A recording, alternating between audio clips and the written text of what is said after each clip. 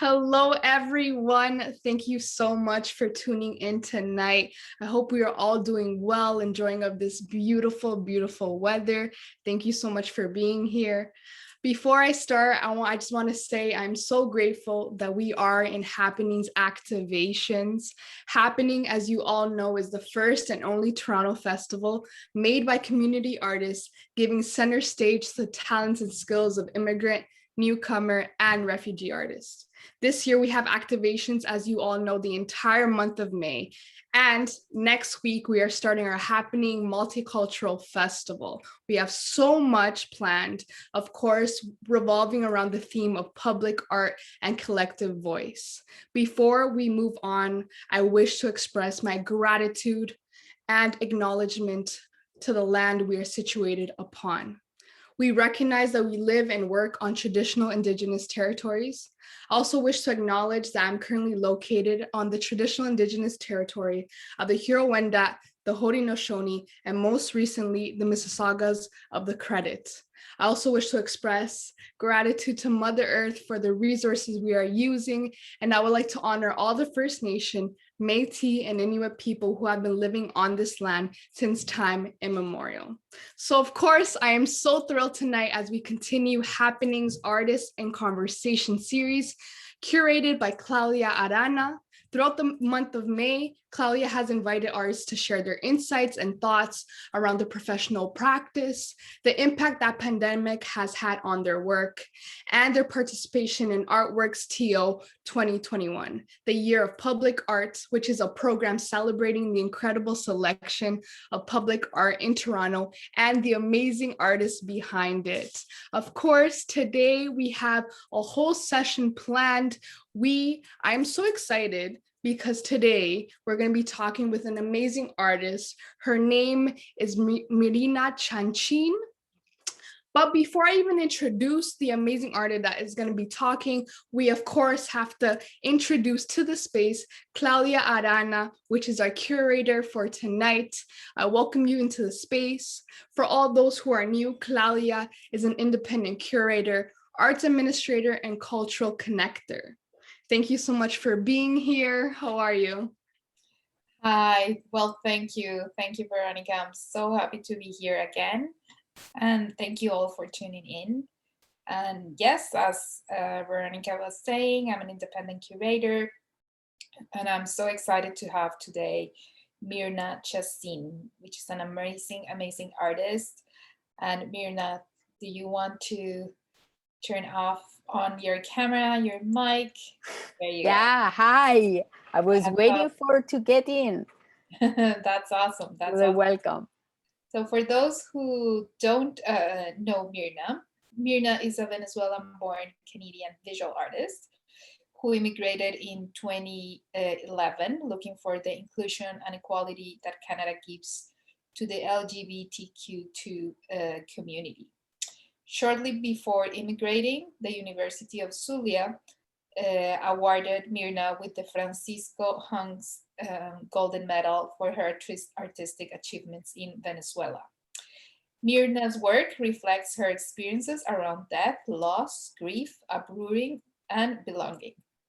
In Toronto, Mirna was awarded by the Community Impact Award from the Mennonite New Life Center of Toronto for her outstanding contributions in telling stories of newcomers through photography.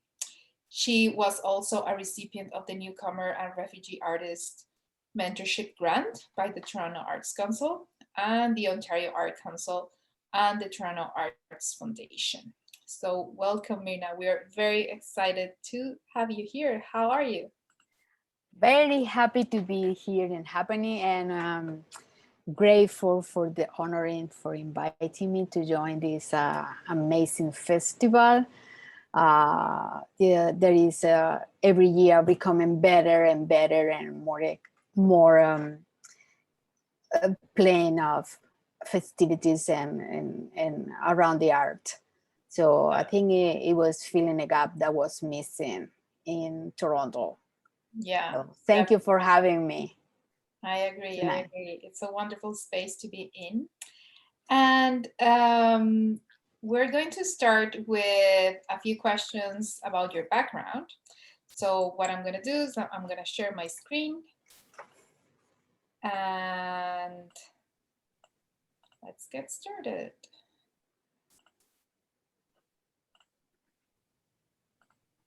Okay. Can everyone see my screen okay? Yeah, but I can see to a slide. It should be one or not, just one. Let me see.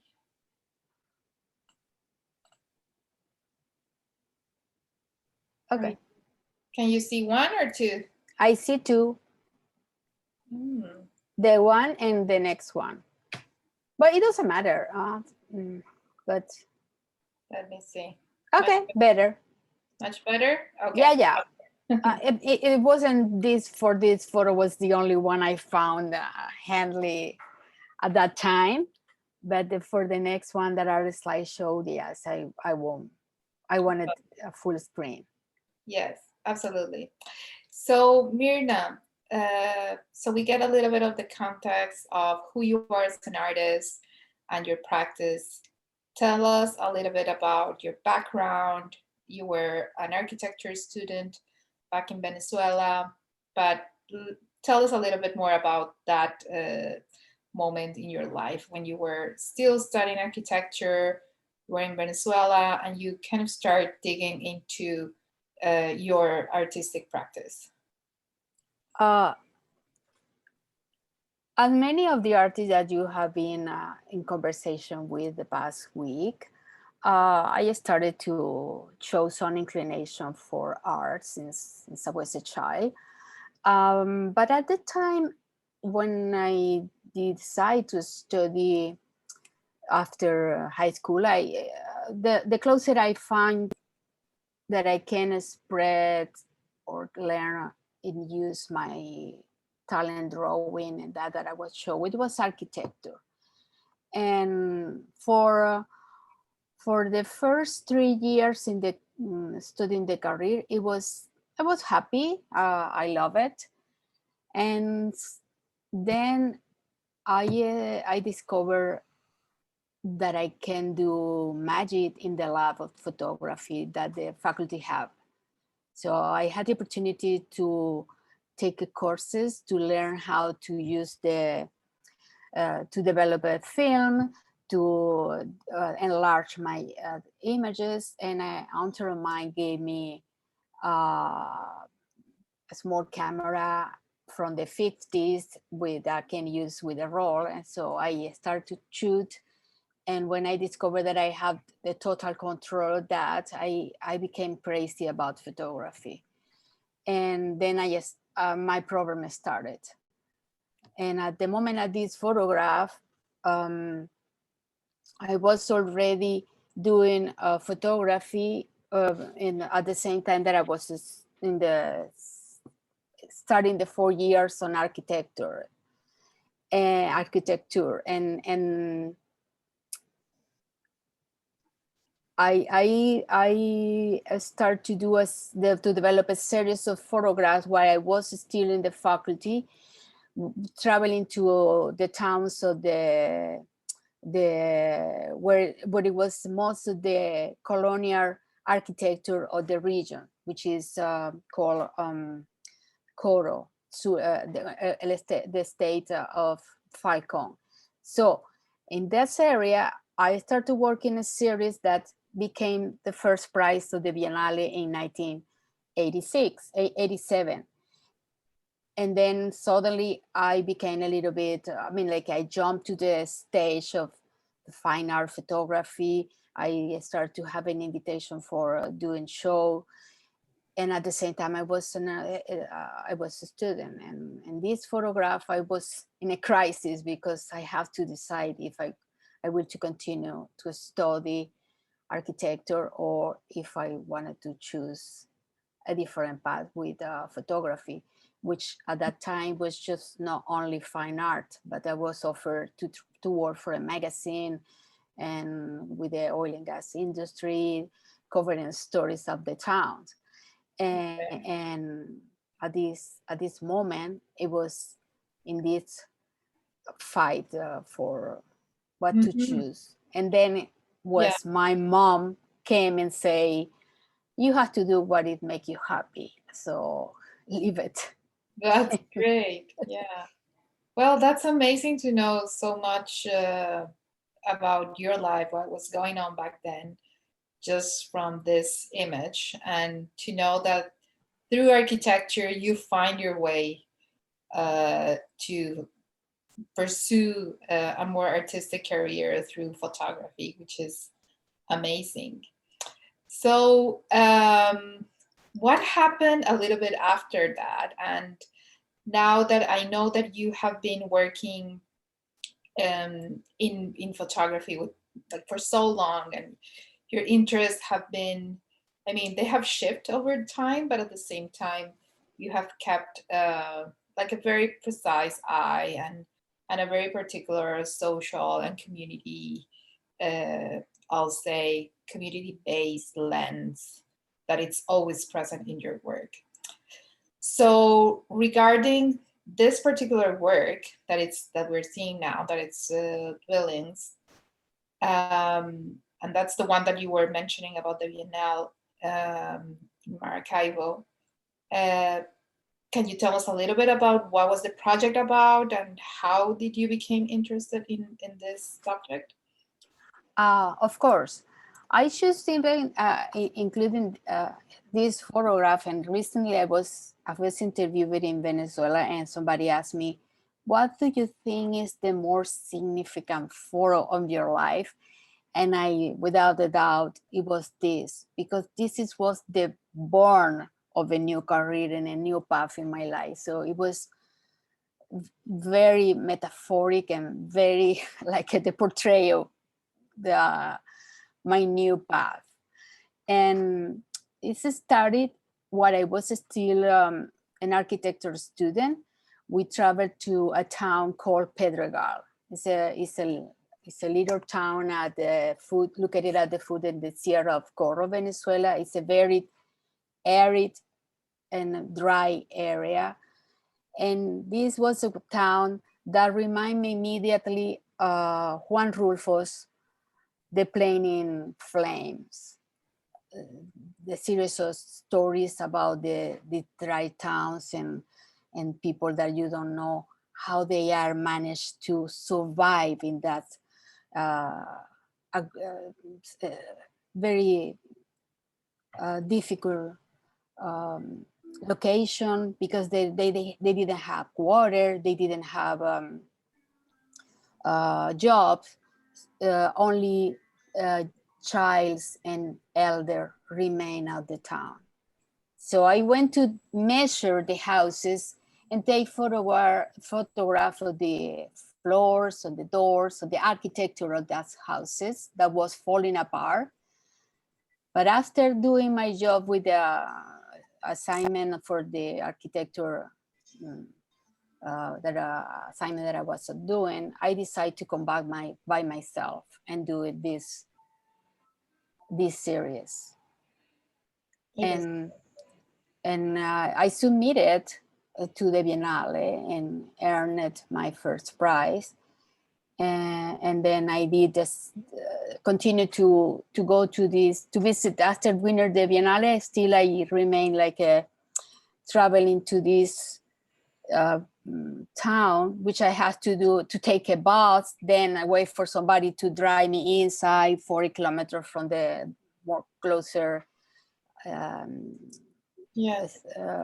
highway, and live with them for a while. I mean, just to spend 3 days, 4 days every 2 weeks there, and ended up with this series that traveled for Argentina, Uruguay, Rome, was in Padua and in southern Italy, and the main cities in Venezuela.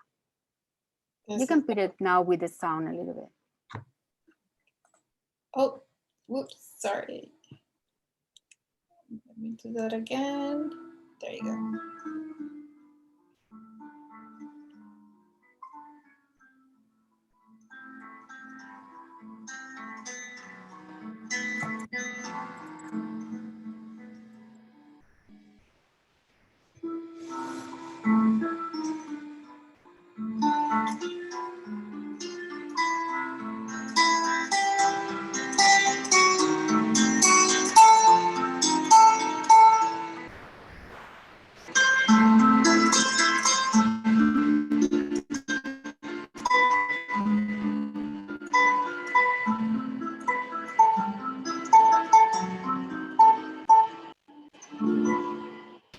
This is wonderful. I love the texture of the film, and that's something that we tend to lose now that we're seeing so many digital images with great quality and with very sharp and clean textures.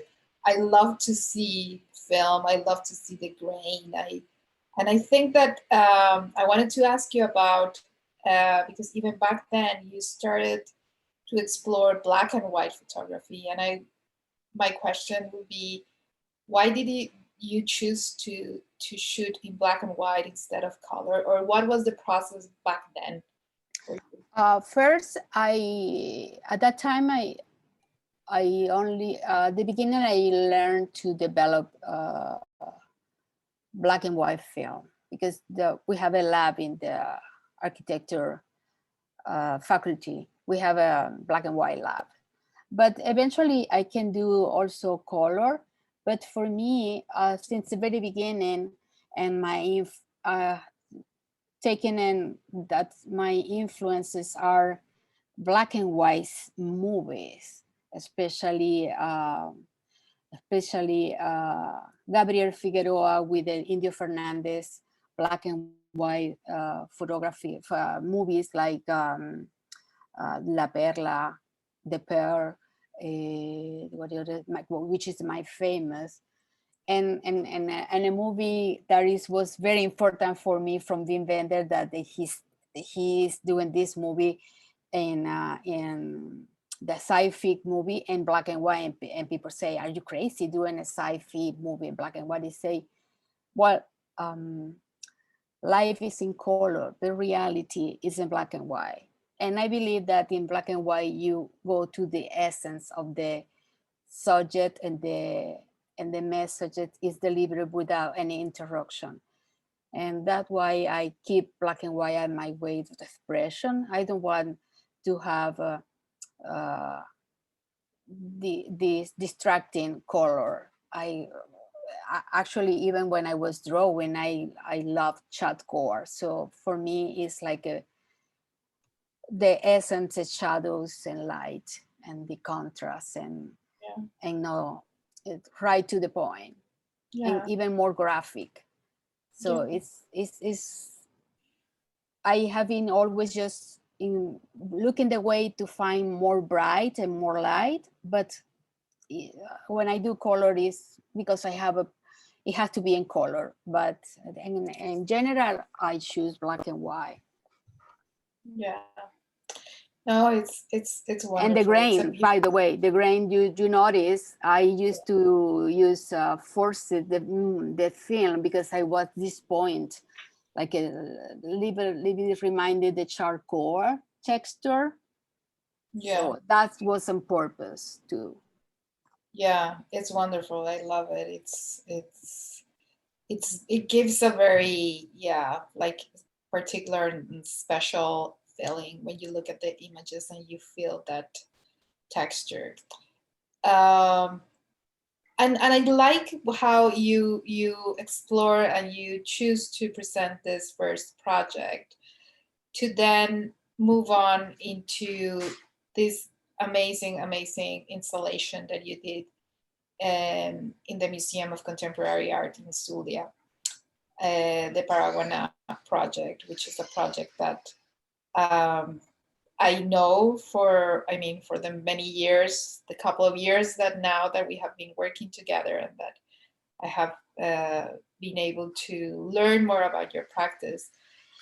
But it will be great if you can tell us a little bit about this project and how you find a connection from the previous project that you that you showed for the Biennale, and then this one. Like, how do you make that connection, and what is this project about? I would say that there were several other series after the Willings, the one that you saw before, but Paraguaná, it's for me a turning point, because when I decided to work in this project, I was already switched to digital. And by that time I was I have tried to work with infrared film with a little bit of success, but not that much. And I think we can see it, and then I can talk, or you want me to talk over?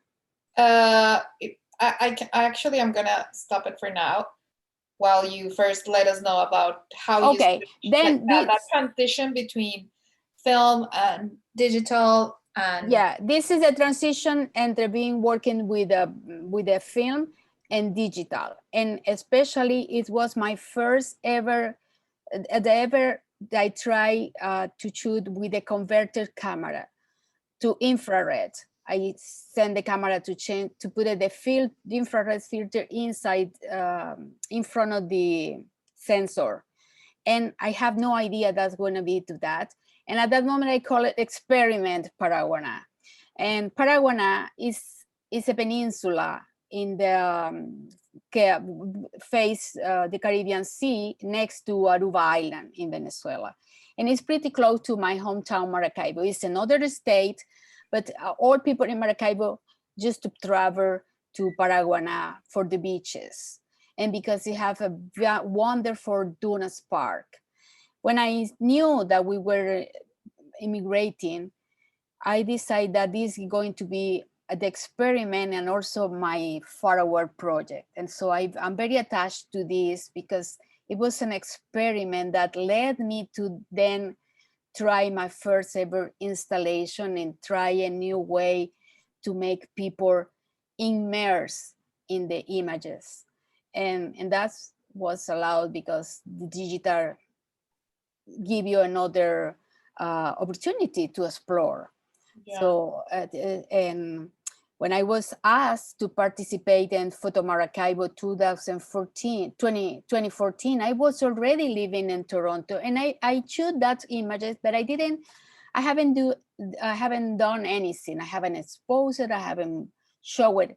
And I say, this is what I wanted to do. I wanted to be part of my home country, Maracaibo, that usually go there every Eastern, every time that I have 3 days off, is they travel to Paraguaná for holidays. So I'm gonna make it go there like a dreaming inside. And I was very lucky because the people of the Museum of Contemporary Art, especially at the time, the director gave me like a free pass to do whatever I wanted. And also I feel lucky that I knew a guy that helped me with the mapping called Jorge Nava. Yeah. And then I wrote letters to my former clients in oil and gas and contractors to pay for the equipment. And it was meant to be. It was fantastic. Yeah, no, it's a wonderful project. And one thing that I really like is how you transition, I mean, technically from film to digital, and also you dive into exploring a different medium, which was the infrared photography. So for those who are not familiar with the term, when you do infrared photography, like what Mirna did, that she sent her camera to a lab, they incorporate this filter, and now the camera is able to perceive a wider range of light, right? So the colors are transformed, or they're represented in a completely different way, because the aspect, the luminic aspect, the spectrum of the light, it's wider. So basically what Mirna is doing is she's capturing not only her community and this wonderful place that, as she was saying, like means a lot to her in terms of that connection with what it means to be at home, but also using a different camera that allows you to perceive and to record light in a different way. You are going in deep and finding a great way to show these beautiful places in a way that they haven't been seen before. So I think that that's Show something, it. I think that's something like genius. That's something that you found at some point in your career, in your practice.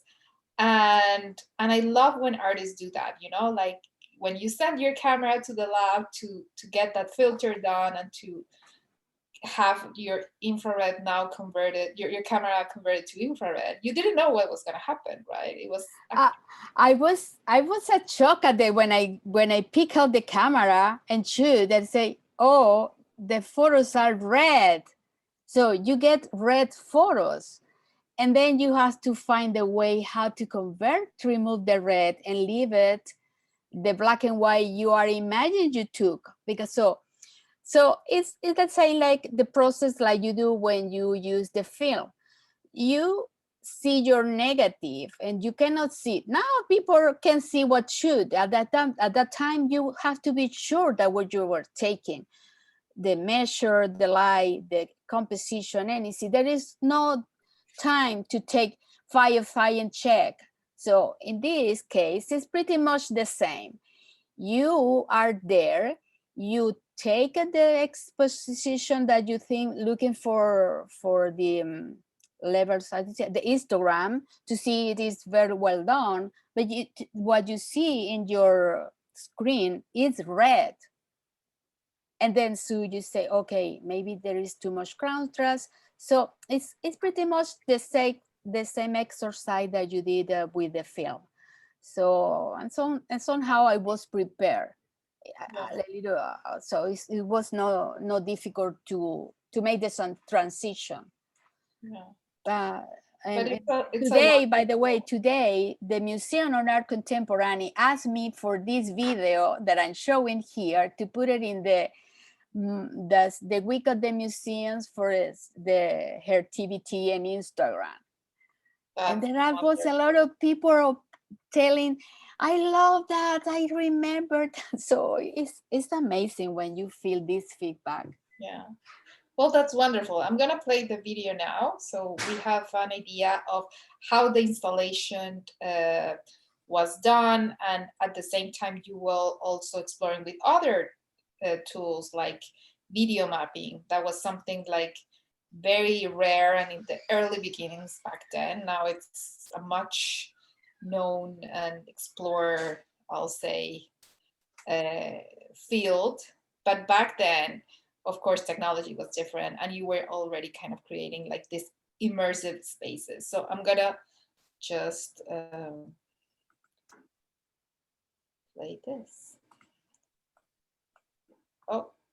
Oh, okay, there, leave it, play.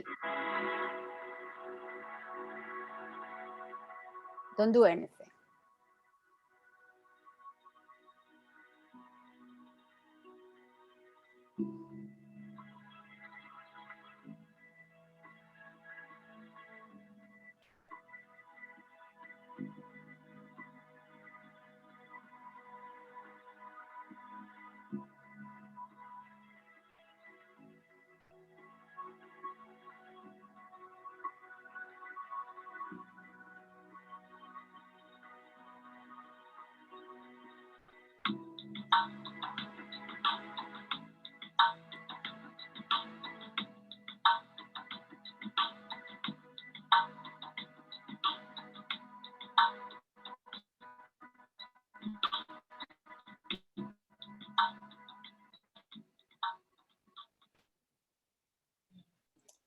Wow, it is definitely amazing, like an amazing project.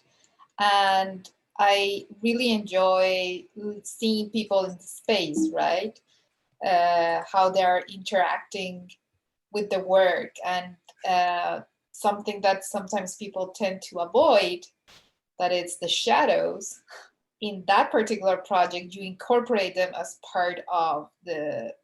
I have to give the credit to the museum director at that time, Lourdes Peñaranda, because we wanted to put the projectors on the ceiling, but it was so shallow, and and heavy. The projector was very old, and it was a lot of technical issues there.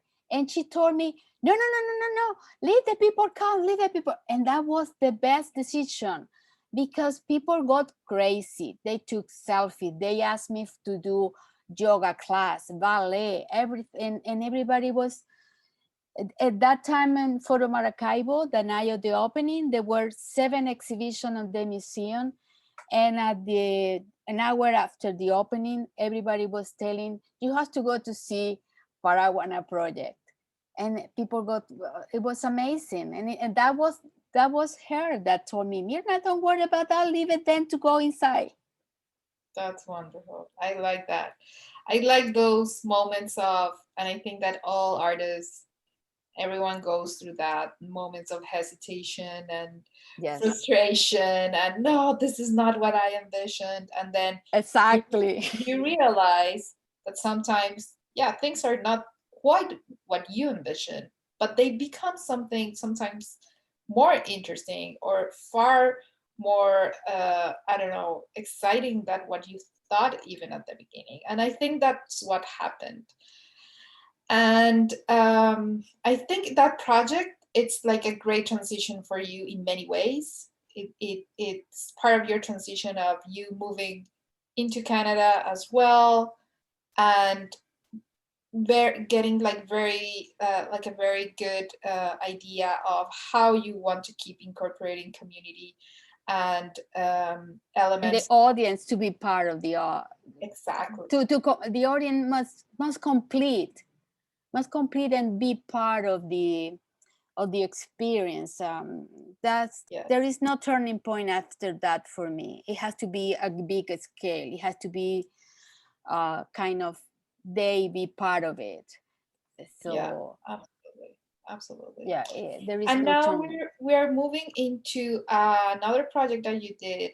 This was Sir Gallery. This is an exhibition a pop-up exhibition that you did, and it's called Where the Sun Rises. And you mentioned to me many times, because we have worked together before, how this project meant so much for you in terms of how you felt connected with this land and how you felt connected again with something that you can feel close to your heart, that you can call home again. So do you want to speak a little bit about that project as well? Yes, please. For me, this is the series that helped me to overcome uprooting in journey. Because at the time I moved here, I choose to come here. I'm grateful to this land. I'm grateful to Canada for give us the welcome as a lesbian couple to get married, to have the same rights. So I I got what I came from. I'm more than grateful for this. However, I didn't know about something called cultural grief or migrant grief. And for several years, I got in this mood of nostalgia, and that I thought was depression, that maybe was, and guiltiness, just some guiltiness for because how can I be so ungrateful to this land, being sad because I'm missing my homeland. And what it happened is that I started to do this series around the area, around the area where I settled, which was for my fortune close to the Lakeshore, Ontario, in Lakeshore West. And I started to, I think in my unconscious, I was saying, how can I be missing the Lake of Maracaibo? My hometown, Maracaibo, has a huge lake, pretty much like Ontario. It's Lake of Maracaibo. So I say, I have another lake. This is my second chance. I have a lake which is not polluted like the Lake of Maracaibo. And look, people is enjoying everything. So I start to portray the ideal home So this is the portrait of my idea home. Don't go far. Sorry. It started with this pop-up exhibition because we got the money for 3 days. The people exploring the lake I was portraying, and for me, like the beers, and that was like or landing in home. And then I was had the opportunity to do a public exhibition with the series for the Waterfront Innovation Center site, which is what are you doing there, looking there. It's still ongoing. It won't be that way because this in 2019 and the building is almost complete, the Waterfront Innovation Center, and some of them are falling, but maybe you can find something. So I was told recently for Sean Menke that he fell in love with this series and he wanted for around the Waterfront Innovation Center. It's more than 90 reproductions of this series. So I'm very grateful to Canada again and for Step and Menke's development that choose my work to be at the eyes of everything that passed by to sunny, what is Sugar Beach. It's next to Sugar Beach. Yeah.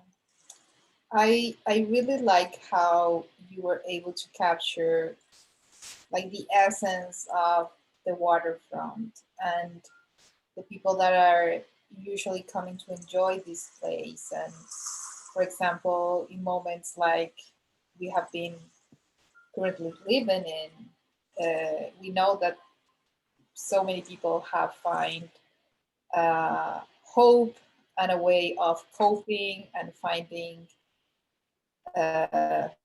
even a mental health, I don't know, kind of boost just visiting these areas. And now that we have this amazing weather and it's summer almost, we feel that energy. And I think that you capture very well that essence, and probably that's one of the main reasons why this project like means so much. I think it was a way, it's very evident that you kind of find a way to connect to the land that you're in and the community as well. And to I see this even like an extension of the Paraguana Project. Like, absolutely, this is a blend of my nostalgia for the lake I didn't have, or they didn't have in my home town, because when I was born, the lake was already polluted. But I have the opportunity and the faculty of architecture to see black and white photograph at the time of the lake was like this. There was people sailing on the lake, there was people in the beaches, there were people doing walk by the lake, there was stores, there were people playing baseball because there is no and football and swimming by the lake. So this is a blend of the nostalgia for the Maracaibo lake that I didn't have and the one that I have here. So it's a very nostalgic series. Yeah, it's like to make my dream come true. And there's again this dream-like area that have this series, because it's more dream. It's more like the aiming to have. Yeah. No, definitely we can see that, and I think that it's the perfect way for you to also cope with a lot of that cultural grieving that you were mentioning. That I think that's something that a lot of us can totally relate with, and it resonates with the experiences of many people that, of course, travel from different places of the world and find their Canada as their new home, right?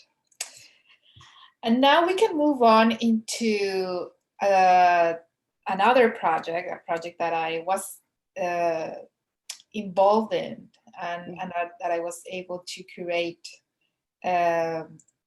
with you and Eli Carmona, which is another artist, and we were able to submit this to the Contact, Scotiabank Contact Photography Festival in 2019.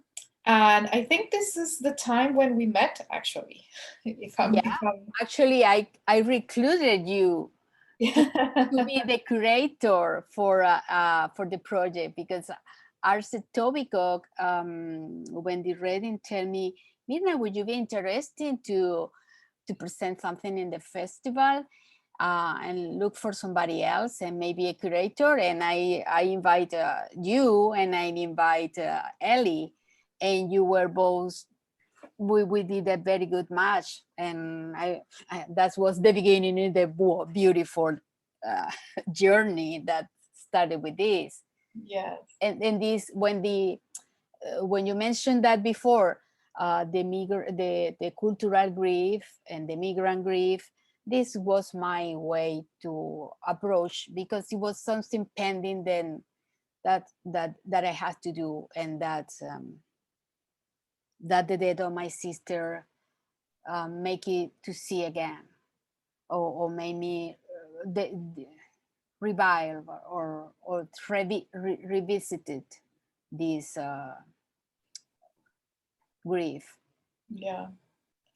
Yeah, of course. And I see again, like in this project that it was called, the exhibition was called Subject to Change, how you were able to incorporate like footage and previous work that you were also that you did for When the Sun Rises, but you now extend that conversation into, I'll say, in a more deep level. I think that here you were exploring and tackling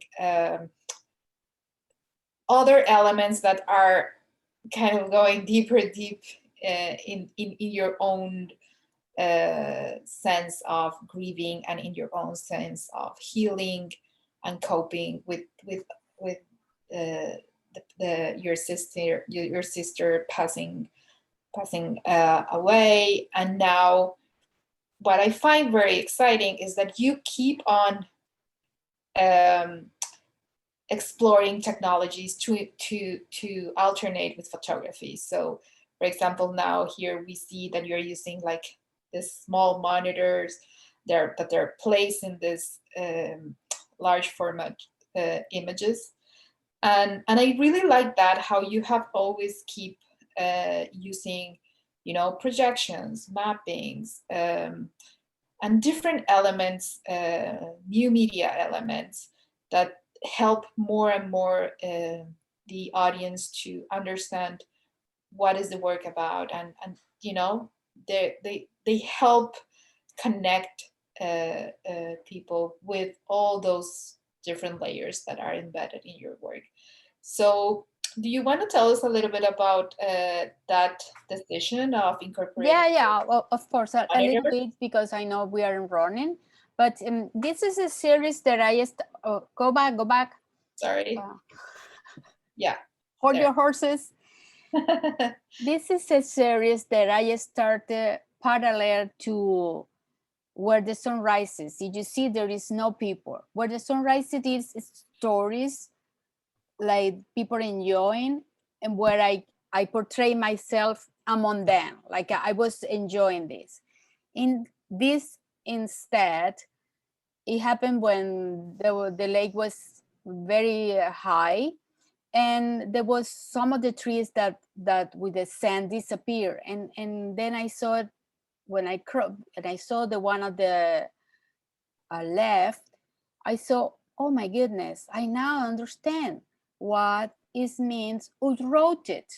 It means that you came here, but your roots are in another place, far away with the sea, and that is because it's so difficult for us as an adult to develop some kind of routine and some kind of deeper root in the new land.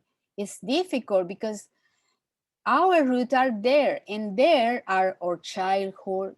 That's what it is in the monitor. There is our childhood. There is your family, especially your or your affections and connections, friends, your studies, your early memories, and if you came after 40s like myself, you just already have a previous life. You have a career, you have some achievement, and when you came here, you are a new one. So what I wanted to show here is what you miss, and in the left and the right side is, okay, younger you are, chances are that you grow deeper roots, even in the shallow lake like this and shallow waters. You are strong enough to develop that and blooming easily, while other like this chopped tree next to the one that is blooming couldn't make it. So for me, it's like a portrait of migrant. So now it was self-portrait and comparing myself with another. And I wanted to believe that I'm blooming here, that I experienced new stuff. And some of the stuff I experienced was in this small screen telling that I'm now a person that are more aware about the importance of having a community, the join other migrants that tell the stories of the others. That is every migrant story is my own in some way. And my idea is to make it a little bit universal, not my own, but showing telling me your can be here too. Just imagine that. Yes, no, definitely. I think, especially now that we are in the frame of the happening festival, I think that a lot of people can definitely resonate and relate to your projects. And I think that they are personal enough and they are universal as well. Like they have that wonderful duality that you can connect both ways.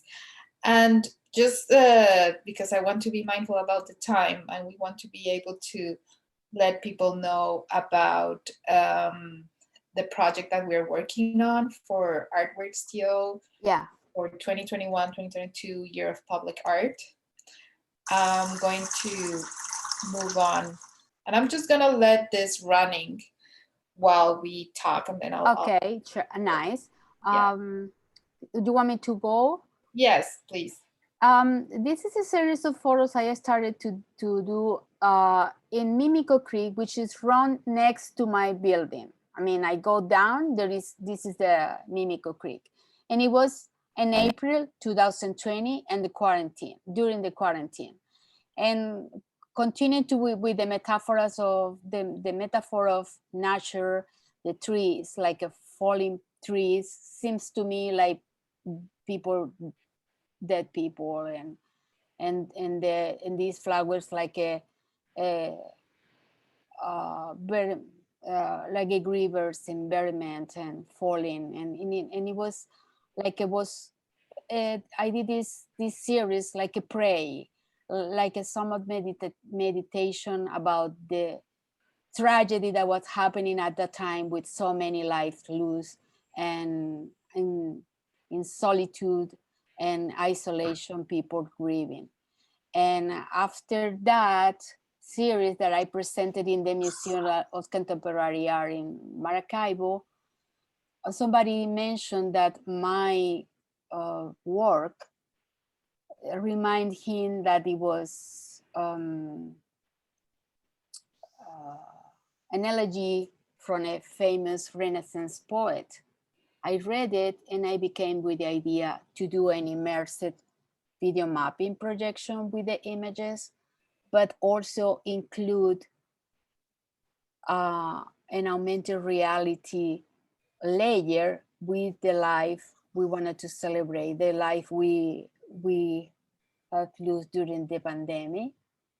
So in this case, I don't want it to people not just get into the, but discover the lives we have missing and connected with them. And for this demo, I using the images of my own sister because I'm doing this in her loving memory, and because this made me empathize with the tragedy that is happening now on the world with this isolation time and the lack of funeral rituals. Yeah. And it's a double grief for the griever. Yeah. Oh, sorry. We can leave it for the final, the music. Yeah.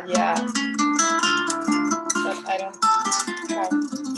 Yeah, you can stop it if you want it. I just wanted to show in this demo, like it's not enough to have the name. It's not enough to have a portrait.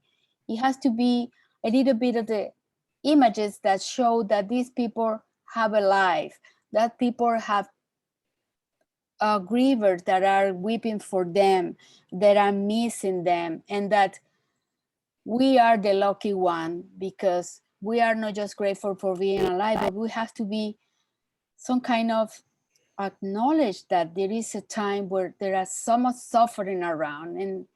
And I was I had to do this because there is no other way to make people around that there is that we are the lucky one.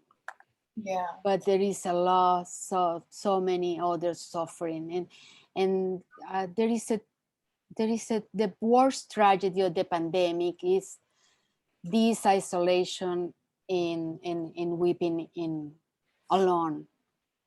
Yeah. No, I totally agree, and I think that this project, of course, totally connects with your own personal exploration about grieving and about loss and about how we can heal. And because of the pandemic, so many lives we have lost. And as you mentioned, there's so many people that haven't been able to pay their own Tribute, yeah. tribute, Tribute. to have all, you know, traditional mournings and like cultural elements that help us um, grieve and heal and live that transition when that it's usually difficult and painful.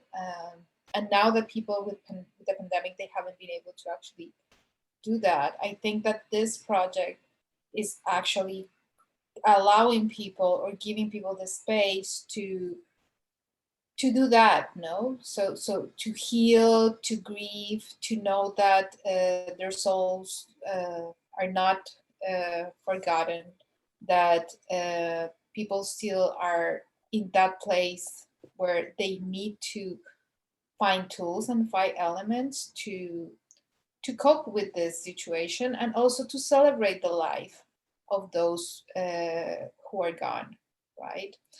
So I just want to give a little bit more information and context about the images that we have seen. And of course, Mirna, feel free to jump in and add anything that I might be missing. But for the 2021-2022 year of public art, through the program of ArtworxTO, we're going to be having an exhibition this fall coming up in September, which is called Homeland, Bodies of Water. And this work that you're seeing, these sketches, and this is an early stage, we don't want to give away too much, but this is the installation that Mirna will be doing for that exhibition with her project Souls on Hold. And she's combining these images, beautiful images that she has took with like on the area of Mimica on the lake, and creating these beautiful natural metaphors. But at the same time, she's going to be incorporating another mapping projection in space, and the augmented reality element, which is also very interesting.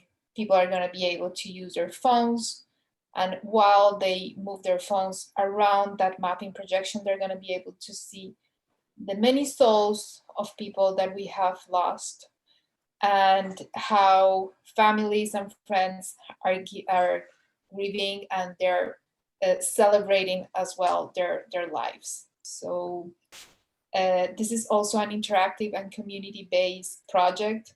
So Mirna is inviting anyone that wants to be part of this, that maybe has a family member or friend or someone that they have lost due to the pandemic, to submit their images and to be part of this immersive experience where people are going to be able to have that feeling of mourning and of coping and healing through a very intimate and a very special artistic platform that she's actually creating.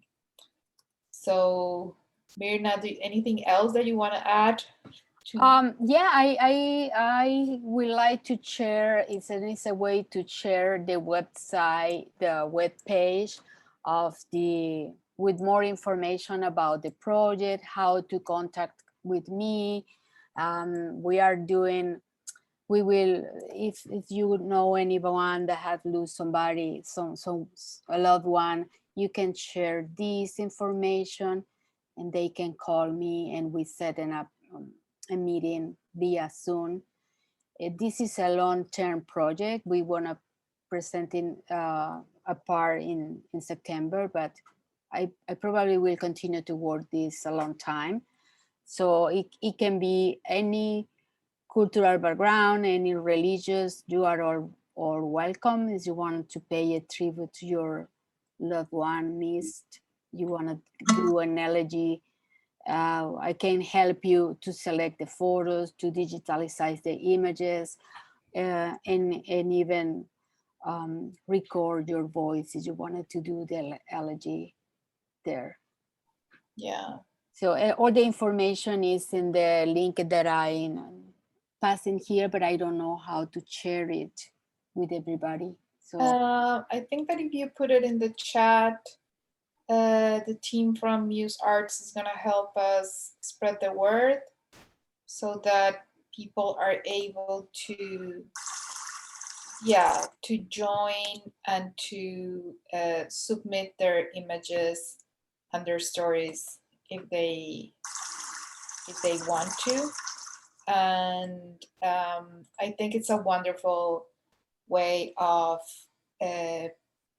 having that moment of coping and healing in a community space through a very, very exciting and touching project that you have been developing, and that I pretty much look forward to seeing this on space. I remind everyone again, we're going to be, the exhibition is going to be located at the Cloverdale Mall, at the cultural hub in the West End. And it's going to be a beautiful, immersive mapping projection where you're going to be able to explore all these images and to celebrate the lives of all these souls that we have lost due to the pandemic. So Mirna, thank you so much. It's been great to be able to see your practice, like look at the whole transition.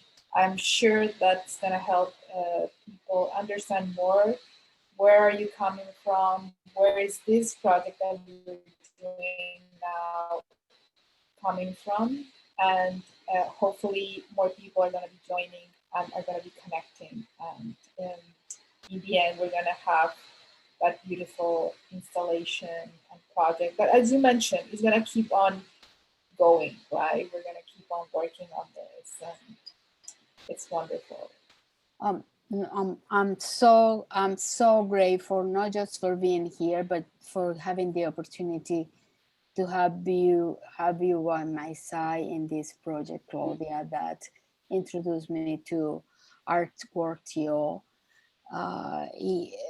If it wasn't for the program, this just gonna be a good a project, and but thanks to you and Keina Benitez and the program of ArtworxTO, it's an ongoing and I might say it's about to be reality, unless in September. So I'm more than grateful, and I think that I'm doing what I have to do, because the things are moving in some way that is happening. It's not just in my mind or in my heart. It's about to be reality because of you, and because especially because of the people are trusting me their stories of grief. Absolutely. Without them and without their suffering, it won't be this is for them. I'm just an instrument to put in the scenery for the tribute. It's a memorial, and unfortunately it's a memorial because there are so many lives we lose, and I'm very humble to offering this to all of you and to all the people that you may know will making use of this to help their closure and coping process. Yeah, okay. Thank you very much, Mirna. Thank you, Musar. Thank you, Kel, for helping us to get into the other people. Yeah. And thank you, Veronica and Claudia, for having me tonight. It has been such a pleasure. Sure, Marina, for such a beautiful session. Mirna. I'm so sorry. Don't worry. Don't worry not. An amazing session. It was so heartfelt. It was so genuine. Hearing you both conversate was such an honor. So thank you so much. Thank you so much to anybody that joined today and anybody watching this video later on our YouTube channel. I am so excited because this is the final activation before we start Happening Multicultural Festival next week. We have so much in store for everybody. You can visit our website at musearts.ca to find our full calendar of everything that's happening. We have music night, performance, dance, poetry night. We have everything in store. Wonderful. So that is so exciting. And what a beautiful way to end Artists in Conversation series. I am so honored to be here, and I thank everybody who has joined tonight. We'll see you very soon. Have a good one. Thank you. Thank you very much. Have a good night, everybody. Good night. Thank you. Bye-bye.